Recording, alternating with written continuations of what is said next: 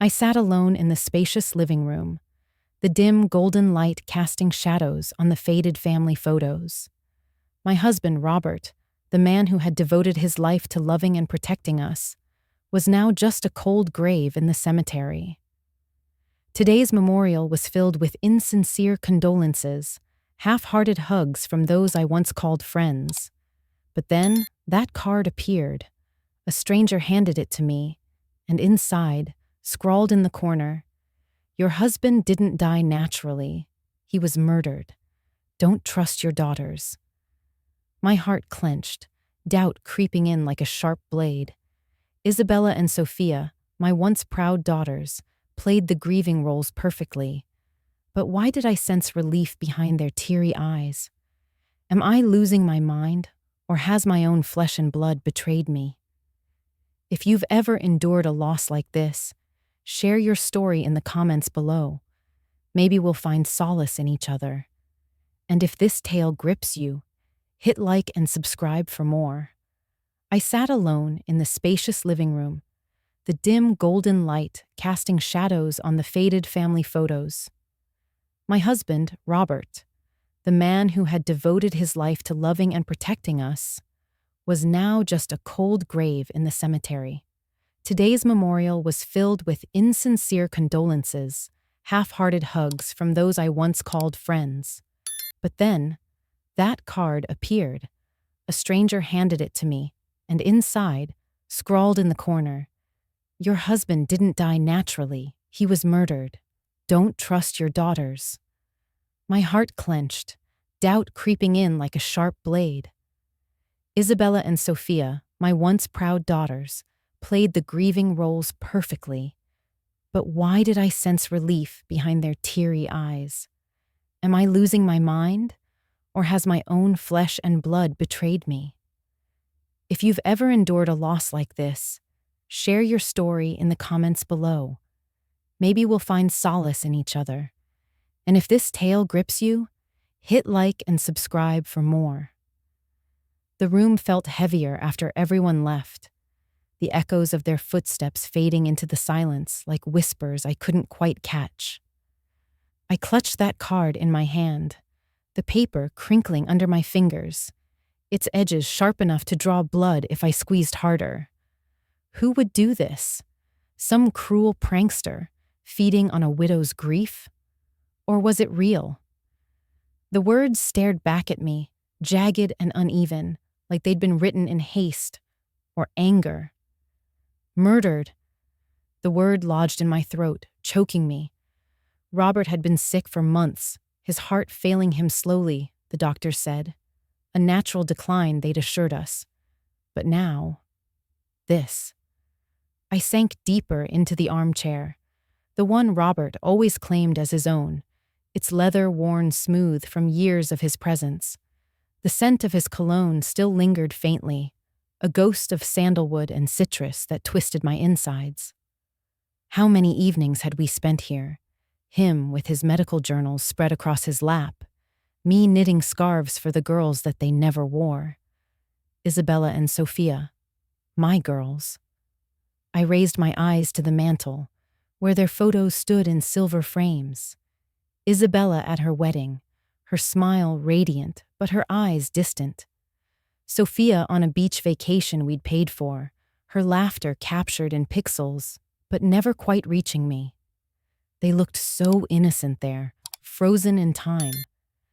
But today, at the memorial, something had shifted. Or maybe it had been shifting for years, and I'd been too blind to see. Where did I go wrong? The question bubbled up unbidden, a quiet ache in my chest.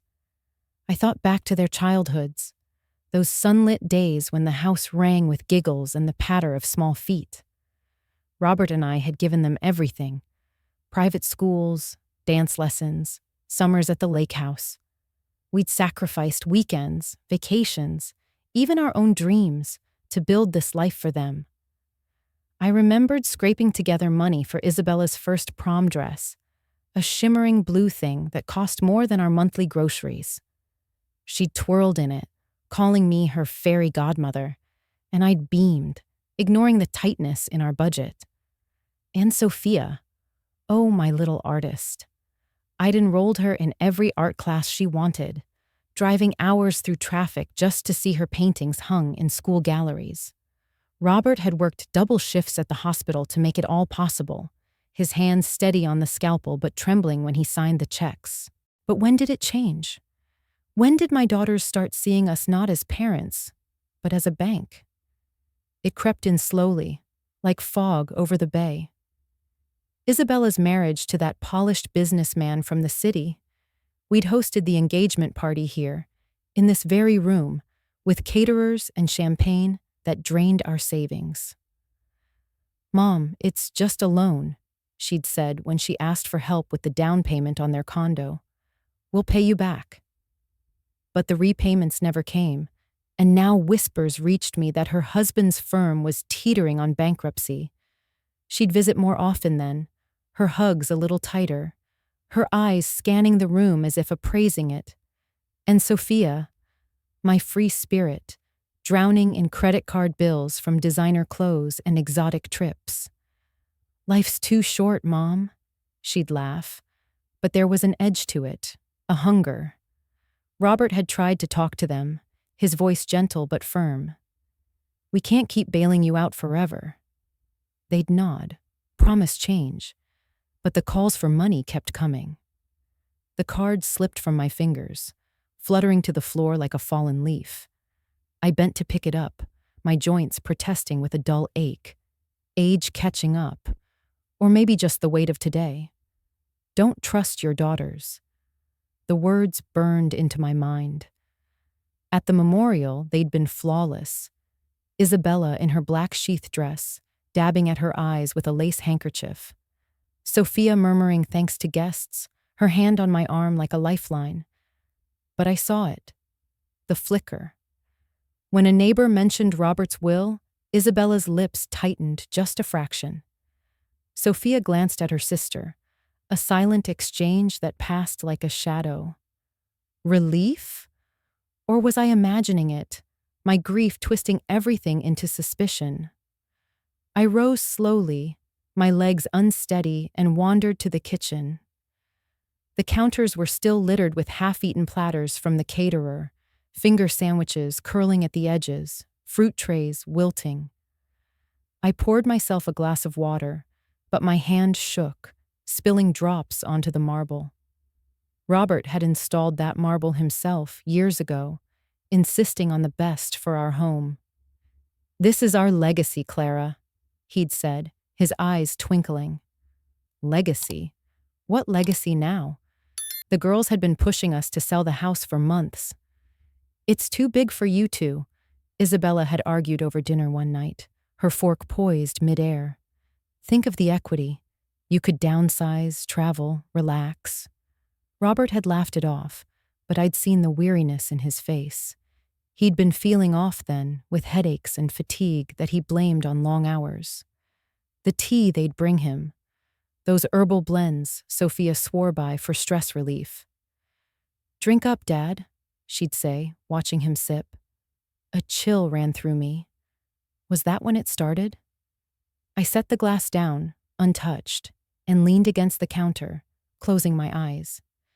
Memories flooded in, uninvited. Our wedding day, Robert in his crisp suit, promising forever under a canopy of blooming roses. The birth of Isabella, her tiny fists clutching my finger as if I'd hung the moon. Sophia's first steps, toddling toward Robert's open arms. We'd built this family brick by brick, sacrifice by sacrifice. The vacations we skipped so they could go to camp. The nights I lay awake, worrying about bills, while Robert snored softly beside me.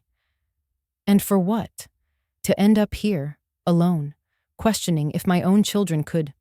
No, I couldn't even think it. But the doubt lingered, a poison seeping into my veins. I glanced at the clock, past midnight now, the house creaking in the quiet like an old friend sighing. Upstairs, the girls' old rooms waited, untouched since they'd moved out. Isabella's is with its posters of pop stars, faded and curling. Sophia's is cluttered with sketchbooks and half-finished canvases. I'd kept them that way, hoping for visits that grew rarer. Maybe tomorrow I'd confront them, or maybe I'd burn that card and pretend it never happened. Am I losing my mind? The question echoed again, louder this time. I shuffled back to the living room, picking up a family photo from the mantel. The four of us at Christmas, smiles wide under twinkling lights. Robert's arm around me, the girls sandwiched between us. Happy, whole. Tears blurred the image, hot and unwelcome. Where did we go wrong? Was it the spoiling, the endless yeses? Or something deeper, a flaw in the blood we shared? I set the photo down gently, as if it might shatter. The night stretched on, endless and empty. But as dawn's first light crept through the curtains, a resolve stirred faintly within me. Not strength, not yet, but a whisper of determination. I needed answers. And tomorrow, when the girls came by to check on me, I'd start watching. Really watching. The days blurred into one another after that sleepless night, each one heavier than the last, like wet wool draped over my shoulders. The house, once a sanctuary, now felt like a cage, its walls closing in with every creak of the floorboards. I moved through the rooms like a shadow, touching Robert's things as if they might anchor me. His favorite mug on the kitchen shelf, chipped from years of hurried breakfasts. The stack of unread books by his bedside, pages dog-eared where he'd left off. Where did I go wrong? The question haunted me, a relentless echo. Had I been too indulgent, turning a blind eye to their growing demands? Or was it Robert's fault, always the soft one, slipping them extra cash behind my back? No, that wasn't fair. We'd both wanted the best for them. But now, with that card's words branded into my mind, every memory twisted into something sinister. A few weeks passed in that haze, and that's when the fatigue set in. Subtle at first, like a fog rolling in from the sea. I'd wake up dizzy, my head pounding as if I'd been up all night arguing with ghosts. Nausea would hit mid-morning, forcing me to sit with my head in my hands, staring at the patterns in the carpet until it passed. Isabella and Sophia started visiting more often, their concern painted on like makeup, too thick, too perfect. "Mom, you look exhausted," Isabella would say, her voice smooth as silk, pressing a warm mug into my hands. "Try this herbal tea. It's organic, full of antioxidants. Sophia swears by it for energy." Sophia would nod, her eyes wide and innocent, hovering like a nurse. "Yeah, Mom, it's got chamomile and some special blend. It'll perk you right up." I drank it, of course. Why wouldn't I? They were my daughters, fussing over me in my grief. The tea was bitter, with a faint earthy aftertaste that clung to my tongue, but I sipped it gratefully, ignoring the way my stomach churned afterward. Don't trust your daughters. The warning flickered in my mind, but I pushed it down. Paranoia, I told myself. Grief is playing tricks. But the symptoms worsened. My vision blurred at the edges, like looking through smudged glass, and my heart would flutter unpredictably, a bird trapped in my chest. One evening, as I sat in Robert's armchair flipping through old photo albums, the world tilted. Pain exploded in my chest, sharp and unrelenting, radiating down my arm. I gasped, clutching at my shirt, the album sliding to the floor with a thud. Was this it? The end, just like Robert? I collapsed onto the carpet, the fibers rough against my cheek, darkness closing in. In that moment, fragments of life flashed. Isabella's first bike ride, wobbling down the driveway with Robert running alongside. Sophia's school play, her tiny voice reciting lines I'd helped her memorize. Had I failed them? Turned them into this? The thought was a knife, twisting deeper as my breath came shallow. Then, voices. distant, urgent. The gardener, old Mr. Hargrove, must have seen the light on and come to check.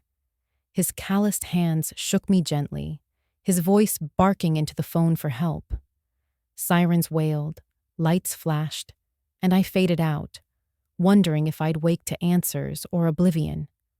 I did wake in a sterile hospital room, machines beeping like accusatory fingers. The doctors hovered, their faces masks of professional calm. "You had a cardiac episode, Mrs. Thompson," one said, clipboard in hand. "We stabilized you, but it was close. Any longer, and—" He trailed off, but I knew. Close. Too close. As they explained, irregular heartbeat, possible toxicity, I lay there, the pieces clicking into place like a lock tumbler. The tea, those visits. The warning wasn't a joke. It was real. My daughters, my own blood, had tried to kill me. The realization crashed over me, a wave of betrayal so profound it left me numb. Where did I go wrong? I whispered it to the ceiling tiles, tears slipping silently down my cheeks. Had I spoiled them rotten, teaching them entitlement instead of gratitude? Or was it the world, with its endless wants, that had poisoned them? While still in the hospital, tethered to IVs and monitors, the anonymous guidance arrived again, this time hidden in a fruit basket on my bedside table, nestled under a cluster of grapes. A small envelope, unmarked. My hands trembled as I opened it. "Request full bank statements for your husband's accounts." Below that, "Search his private notebook in the study." And finally, "Sign nothing your daughters bring you." Who was this guardian angel? A friend of Robert's? Someone who'd seen too much? I tucked the note away, my mind racing despite the drugs dulling my edges. When Isabella and Sophia visited that afternoon, flowers in hand and sympathy etched on their faces, I watched them differently. Isabella's smile didn't reach her eyes. Sophia fidgeted with her necklace, avoiding my gaze. "We're so glad you're okay, Mom," they chorused, but their hugs felt mechanical, like dolls programmed for affection. I nodded, feigning weakness, but inside, the doubt had solidified into certainty. Discharged after a few days, I returned home with a prescription bottle rattling in my purse and a fire kindling in my gut. Not rage, not yet, but a quiet urgency. I started with the bank. Sitting at the kitchen table, surrounded by stacks of mail I'd ignored, I called our financial advisor. "I need everything," I said, my voice steadier than I felt. The statements arrived by email, pages of numbers that blurred at first but sharpened into horror. Transfers, thousands upon thousands, from Robert's accounts to Isabella's, labeled as medical reimbursements and investment loans. Dates aligned with his sickest days, when he'd been bedridden, foggy-headed. She'd visited often then, papers in hand. "Just sign here, Dad, it's for taxes." I'd overheard once, thinking nothing of it. Now it screamed manipulation. My chest tightened again, not from illness, but from the weight of it. How could she? My firstborn, the one I'd rocked through colic nights, is now a thief preying on her father's weakness. Next, the study. Robert's domain, with its oak desk and shelves of medical texts, smelled of dust and faded ink. I searched methodically, my fingers tracing the undersides of drawers until I found it. A hidden compartment, spring-loaded. Inside, his notebook, leather-bound, pages filled with his precise handwriting. Entries about the girl's finances, Isabella's debts mounting, another emergency loan. Worries about pressure. They keep pushing to sell the house, for our sake, they say. And then, the health notes. Headache after tea from Izzy, nausea persists. The last entry, dated days before his death. "Clara, I have a bad feeling about Isabella's tea." My breath caught, a sob escaping. He'd known, or suspected, and I'd dismissed his complaints as age. Guilt washed over me, hot and unrelenting. Where did I go wrong? Not seeing the signs? Trusting too blindly? Emboldened, I tried the hospital next, requesting Robert's full medical records. But the clerk shook her head over the phone. Sealed by family request. Your daughters authorized it. Of course. They'd covered their tracks. The conflict escalated from there. The girls sensed my shift, my guarded responses. Mom, you're acting paranoid, Sophia said during a visit, her tone laced with faux worry. It's the shock. Maybe see a therapist? They brought a family lawyer one afternoon, a slick man in a tailored suit, friend of Isabella's husband. Just a simple power of attorney, Mrs. Thompson, he purred, sliding papers across the table. To manage things while you recover. I stared at the document, the anonymous warning echoing. No, I said firmly, pushing it back. Their faces flickered. Surprise, then irritation masked as concern. As the sun dipped low that evening, casting long shadows across the lawn, I paced the empty halls, piecing it together. The betrayal cut deep, but so did the questions. Answers weren't enough anymore. I needed proof. And somehow I knew more help was coming, from that mysterious ally perhaps. Tomorrow I'd dig deeper, no matter the cost. The tension in the house grew thicker with each passing day, like a storm cloud hanging low, ready to burst. I avoided the girls' calls at first, letting the phone ring until it went to voicemail, their voices saccharine and insistent. Mom, we're worried. Call us back. But I couldn't hide forever. When they showed up unannounced, arms laden with groceries and more of that damn tea, I played the part of the frail widow, nodding weakly, sipping just enough to appease them without swallowing. Inside, my mind raced, replaying Robert's notebook entries, the bank transfers like scars on paper. Where did I go wrong? The question gnawed at me during those long afternoons, as I sat by the window watching leaves fall like forgotten promises. Had I taught them that love was transactional, measured in dollars and deeds? Or were they always this way, hidden beneath the surface, waiting for weakness to strike? Then, the next message came, not in a basket or envelope, but slipped under my front door in the dead of night. I found it at dawn, a plain white card with typed instructions. Meet me at the park bench by the old oak tree noon tomorrow. Come alone. I'll be in a blue scarf. My heart pounded as I read it, fingers tracing the words as if they might vanish. Who was this?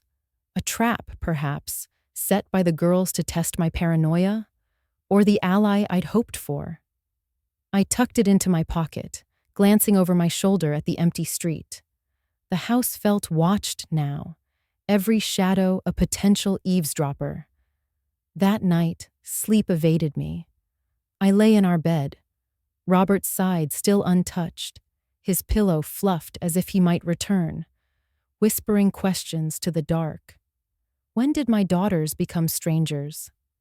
Isabella, with her sharp ambition, is always pushing for more.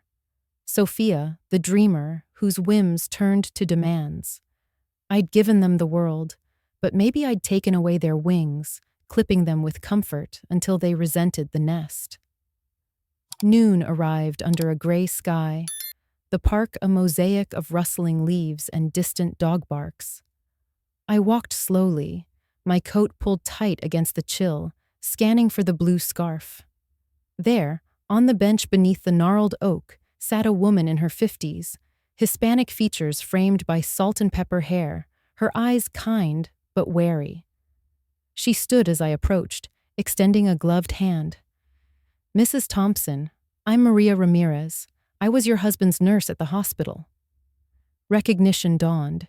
Yes, I'd seen her during Robert's final days, efficient and compassionate, always with a gentle word. But why her? Why now? We sat, the bench cold beneath us, and she glanced around before speaking, her voice low and accented. I couldn't stay silent anymore. Not after hearing you were admitted with the same symptoms. As she spoke, the pieces I'd gathered began to align, but her words added weight, turning suspicion into stone-cold truth. Maria had been loyal to Robert for years, starting as his assistant in the clinic before following him to the hospital ward. He was a good man, she said, her eyes misting. Treated everyone like family, but I saw things that didn't add up. She pulled a small notebook from her bag, not Robert's, but her own, pages filled with dated entries in neat script. I kept unofficial notes, she explained, flipping to a section marked with his name. There, in black and white, irregular heart rhythms noted after visits from his daughters. Hallucinations he complained of, dismissed as medication side effects. The correlation stark, each downturn following their presence. They'd bring tea, snacks. He'd worsen right after. I stared at the pages, my throat tightening. It mirrored his own journal, but from an outsider's view. Clinical, damning. Where did I go wrong? Not noticing how often they hovered, how Robert's eyes would glaze over post-visit? Maria leaned in closer, her voice dropping to a whisper as a jogger passed. I overheard them once, in the hallway, arguing. She recounted it vividly. Isabella's sharp hiss at Sophia. You used too little last time. It didn't work fast enough. Sophia's defensive whine, something about measurements and patience. I'd frozen on the bench, the words hitting like punches. Eavesdropped cruelty, casual as discussing the weather. My daughters, plotting in whispers while their father lay dying. Tears welled, but I blinked them back, focusing on Maria's face, etched with the same grief I felt. Why didn't you say something then? I asked, my voice cracking. She sighed, rubbing her temples. I was scared. No proof, just suspicions. And they have connections. Isabella's husband knows people. But when you collapsed, it was too much. I had to act. Then came the bombshell, the evidence that shattered any lingering doubt. Maria reached deeper into her bag, producing a folder with lab reports stamped from a private testing facility. On his last day, she said, Isabella brought that tea. I saw her hand him the cup, watched him drink.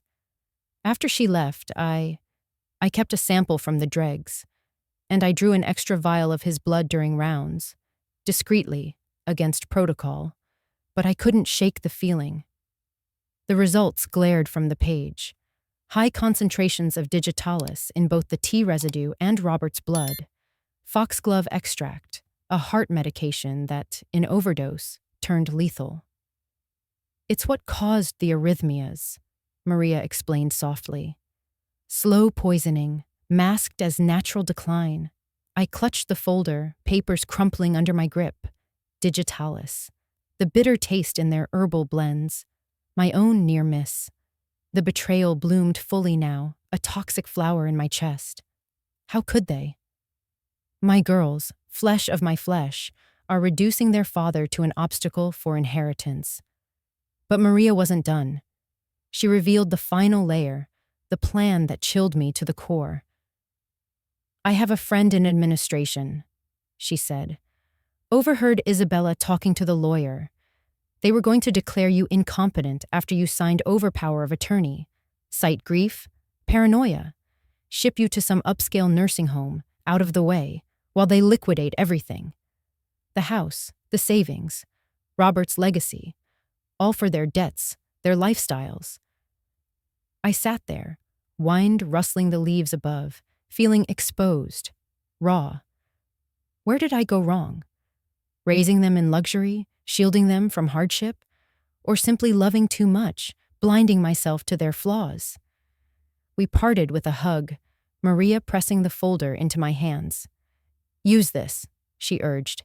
Get a lawyer, a good one. I'll testify. As I walked home, the park fading behind me, resolve hardened amid the pain, proof in hand, but the wound festered. Tomorrow I'd take the next step, confronting the system, seeking justice. But first, I had to steel myself for what came after. The unraveling of it all. The unraveling began not with a bang, but with a quiet determination that surprised even me.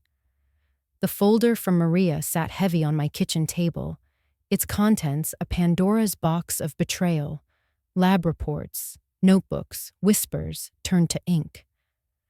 I stared at it for hours that next morning, coffee growing cold in my mug, the steam rising like forgotten prayers. Where did I go wrong? The question looped endlessly, a broken record in my mind. Had I been too trusting, weaving a cocoon of love that smothered their morals? Or was it Robert's generosity, always opening his wallet like a door to endless possibility, teaching them that family meant entitlement?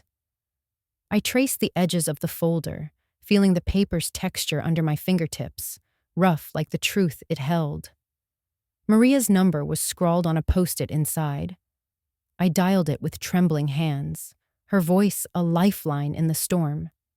We met again that afternoon, this time at a small cafe downtown, away from prying eyes. Maria arrived with a man in tow, mid-40s, sharp suit, eyes like a hawk's. "This is Elias Grant," she introduced, her tone steady. "Best prosecutor turned defense attorney I know. He owes me a favor from the old clinic days." Elias shook my hand firmly, but his gaze softened as he sat, flipping open a notepad. "Mrs. Thompson, Maria's filled me in. This is serious. Poisoning, fraud, conspiracy. But with what you've got, we can build a case that'll stick." As we talked, spreading documents across the table like a grim puzzle, I felt the weight shift slightly. Not relief, not yet, just a flicker of purpose amid the ache. Elias outlined the steps: gather affidavits, secure the evidence chain, and approach the district attorney's office discreetly. "We go public too soon, they might bolt," he warned. I nodded, but inside, doubts swirled. My daughters, could I really drag them into the light, expose the rot for all to see? The cafe's hum faded as memories intruded. Isabella's high school graduation, her valedictorian speech praising us as the best parents ever. Sophia's art show, where she'd hugged me tight, whispering thanks for believing in her. Where did those girls go? Swallowed by greed, or had the seeds always been there, watered by our indulgences? The days that followed blurred into a haze of meetings and paperwork. Elias worked fast, connecting dots I hadn't seen, subpoenas for more bank records, witness statements from hospital staff who'd noticed the girls' frequent visits. Maria provided her affidavit, detailing the overheard argument and the saved samples. I sat in his office one rainy afternoon, rain pattering against the window like accusations, as he readied the packet for the DA. "Clara," he said gently, using my first name for the first time, "this will hurt. Trials like this, they air everything." I stared at my hands, liver spotted and veined from years of holding on. Hurt? It already did, a constant throb. But Robert's face flashed in my mind, his kind eyes, the way he'd smile through exhaustion after a long shift. He deserved justice. We both did. "Do it," I whispered, signing where he pointed. The pen scratched across the paper, a finality that echoed in my chest. The arrest warrant came swiftly, the DA's office moving with the efficiency of a machine oiled by outrage. Elias called me that evening. "It's happening tonight. They're at that charity gala, the one for the hospital foundation." I could picture it. The grand ballroom downtown, chandeliers glittering like false stars, Isabella in a designer gown schmoozing donors, Sophia laughing with the elite. A public spectacle, Elias had pushed for maximum impact, to shatter their facade. I didn't go. I couldn't bear to witness it. Instead, I paced my living room, the same one where we'd hosted family dinners, now empty save for echoes. The clock ticked mercilessly, each second a step toward the inevitable. Where did I go wrong? Not stopping the cycle sooner, perhaps. Ignoring Robert's weary sighs when the girls asked for more, always more. I'd enabled it, smiling through the strain, thinking love meant saying yes. The news broke like a dam bursting. My phone buzzed with alerts. Local channels, then national, the scandal rippling out. Sisters arrested in high society poison plot. Father dead, mother targeted. I watched the footage on TV, volume low, as officers in plainclothes weaved through the gala crowd. Isabella's face, pale under the lights, as cuffs clicked shut. Sophia's wide-eyed shock, her evening clutch dropping to the floor. Gasps from the guests, whispers turning to roars. The upper crust, their world cracked open. I turned it off, sinking into Robert's armchair, the leather cradling me like his absent arms. Humiliation for them, yes, but for me? A hollow victory, laced with sorrow. Those were my girls, handcuffed and led away, their lives unraveling in flashes of camera bulbs. The trial loomed, a beast awakening. Pre-trial hearings dragged on, lawyers sparring in wood-paneled courtrooms that smelled of polish and desperation. Isabella and Sophia pled not guilty, their attorneys painting me as a grieving widow lost to delusion. Paranoia induced by loss, they claimed, citing my hospital stay as evidence of instability. But Elias dismantled it piece by piece. I took the stand one crisp fall morning, the courtroom air thick with tension, jurors' eyes boring into me. Dressed in a simple black suit, Robert's favorite, I recounted it all, the card, the tea, the discoveries. My voice wavered at first, but strengthened as I spoke of Robert's notebook, the last entry a plea from beyond. He suspected, I said, tears tracing familiar paths down my cheeks. And I didn't listen. The evidence parade followed, lab results projected on screens, digitalis levels circled in red. Maria's testimony, steady and unflinching, recounting the hallway spat. Bank statements highlighting the siphoned funds. The defense cross-examined fiercely, but cracks showed. Isabella's composure fracturing under questions about the loans. Sophia fidgeting as her art supplies receipts were linked to withdrawn cash. Where did I go wrong? The thought intruded even there, on the stand, as I faced my daughters across the room. Isabella's glare was ice, unyielding. Sophia's eyes darted away, perhaps a glimmer of remorse. The jury deliberated for 2 days, endless hours where I wandered the house, touching relics of our life. The china set from our anniversary, chipped from family meals. The garden tools Robert loved, rusting now in the shed. Verdict day dawned gray, matching my mood. Guilty, on all counts. First-degree murder for Robert, attempted murder for me, conspiracy, fraud. Life sentences, no parole. The courtroom erupted, gasps, sobs from the gallery. Isabella snarled something unintelligible as they led her out. Sophia crumpled, whispering "Mom" like a child. I didn't respond, couldn't. The wound was too fresh, too deep. In the aftermath, as reporters clamored outside the courthouse, Elias shielded me from the car. "You did it, Clara," he said, but victory tasted like ash. Back home, the silence pressed in, heavier now with finality. Justice served, but at what cost? My family was shattered irreparably. Yet, as I sat with Maria over tea, real tea, safe and warm, a seed of something new stirred. Healing, perhaps, or purpose reborn. Tomorrow, I'd begin sorting the pieces, deciding what came next in this emptied life. The months after the verdict stretched out like a long, shadowed road. One I walked alone at first, each step weighted with the echoes of what had been lost. The house, once filled with the warmth of family laughter and Robert's steady presence, now stood as a monument to betrayal. Its rooms too vast, its silence too accusing.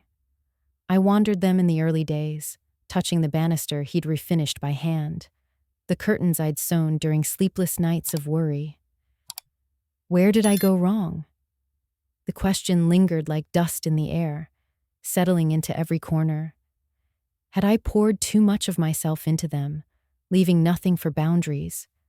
Or was it the subtle shifts, the way Isabella's requests turned to demands, Sophia's gratitude fading into expectation, that I'd ignored, chalking it up to growing pains? Grief and guilt intertwined, a vine choking the life from me, but slowly, imperceptibly, a new resolve began to bud. Not forgiveness, that was a bridge too far, but a quiet acceptance that some wounds scarred over, leaving strength in their wake. News of the girls' lives in prison trickled in through Elias, who kept tabs as a professional courtesy. Isabella, ever the defiant one, had hardened like steel in the forge of incarceration. Reports painted her as bitter, unrepentant, a queen in her cell, manipulating inmates with the same charm she'd once used on us. She denies everything, Elias told me over coffee one afternoon, his voice neutral but his eyes sympathetic. Claims it was all a misunderstanding, that we're the villains. I nodded, stirring my cup absently, the spoon clinking against porcelain like a distant bell. No surprise there. Isabella had always rewritten narratives to suit her, even as a child, blaming Sophia for broken toys, twisting stories until she emerged spotless. But Sophia, my youngest, the updates on her cut deeper. She'd crumbled under the weight, haunted by ghosts of her actions. Participating in rehabilitation programs, Elias said, therapy, remorse groups. She's writing letters, apologies, reflections. I never read them. I couldn't bear the words that might crack my fragile armor. Where did I go wrong with her? Spoiling her dreams, funding every whim until reality became optional?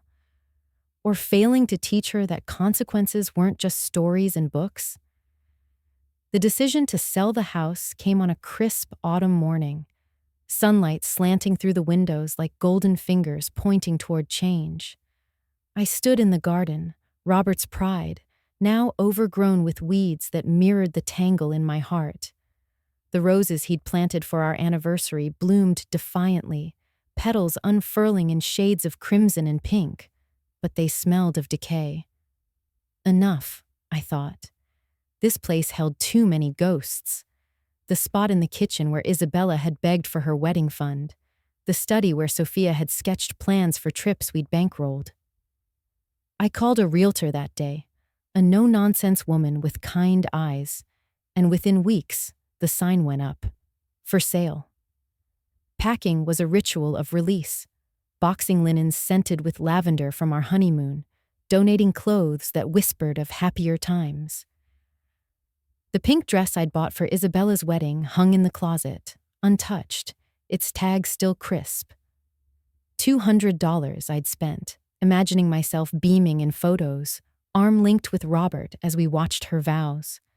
But those photos never included us. She'd eloped instead, citing spontaneity. I folded it carefully, adding it to the donation pile, a symbol of illusions shed.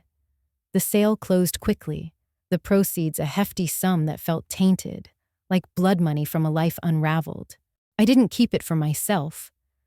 Hoarding wealth in solitude seemed a betrayal of Robert's spirit. He'd always given, healing bodies and souls without fanfare. Instead, with Elias's help and Maria's input, I founded the Dr. Robert Thompson Foundation for Elder Protection, a nonprofit, simple in name but vast in purpose. Legal aid for seniors facing abuse from kin, safe housing for those cast aside, education on spotting the signs. We set up in a modest office downtown, walls painted a soothing blue that reminded me of Robert's eyes. Maria stepped in as executive director, her nursing background a perfect fit for overseeing programs. "Clara, this is it," she said on opening day, hugging me tight, her warmth a balm. were turning pain into protection.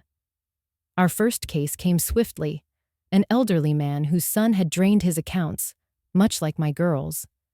We fought for him in court, winning back what was his, and in his grateful tears, I saw a flicker of redemption. Maria became more than an ally. She was family reborn, built on trust earned through fire. We'd share dinners, simple meals of soup and bread, laughing over shared memories of Robert's terrible jokes, her stories of clinic mishaps filling the voids. As the foundation grew, so did I, slowly, like a tree reclaiming ground after a storm. Mornings found me at the office, reviewing cases, my hand steady on files that echoed my own nightmare. Afternoons, I'd walk the nearby park, the same bench under the oak where Maria had revealed the truth, now a spot of quiet reflection. Birds chattered overhead, leaves rustling like pages turning. Where did I go wrong? The question came less often now, softened by time and action. Perhaps there was no single fault, just a confluence of choices, loves given freely but unchecked. But in honoring Robert this way, I'd woven his legacy into something enduring, a shield for the vulnerable, a warning to the greedy. No revenge in it, just transformation. My sorrow alchemized into a safeguard. One evening, as sunset painted the sky in hues of orange and purple, I stood at the foundation's window, watching families pass below. A mother with 2 daughters, hand in hand, laughing. My heart ached, but not with the sharpness of before. Peace had crept in, unbidden, through the cracks. I'd found it not in hatred or isolation, but in purpose, protecting others from the shadows that had engulfed me.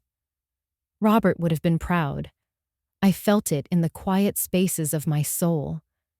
And as night fell, wrapping the world in gentle dark, I whispered to his memory, "We've built something beautiful from the ruins. Thank you for showing me how." And there you have it, the story of Clara Thompson, a woman who turned unimaginable betrayal into a beacon of hope. Through her journey, we see that even in the darkest moments of greed and loss, true healing comes from channeling our pain into protecting others, honoring the legacies of those we've loved, and standing firm for justice. What about you? Have you ever faced a family hardship that taught you the fragile line between love and entitlement, or found a way to rise above it with grace? Share your thoughts in the comments below. I'd love to hear how you've turned trials into triumphs. Stay tuned for our next video, where we'll dive into another gripping tale of resilience against all odds.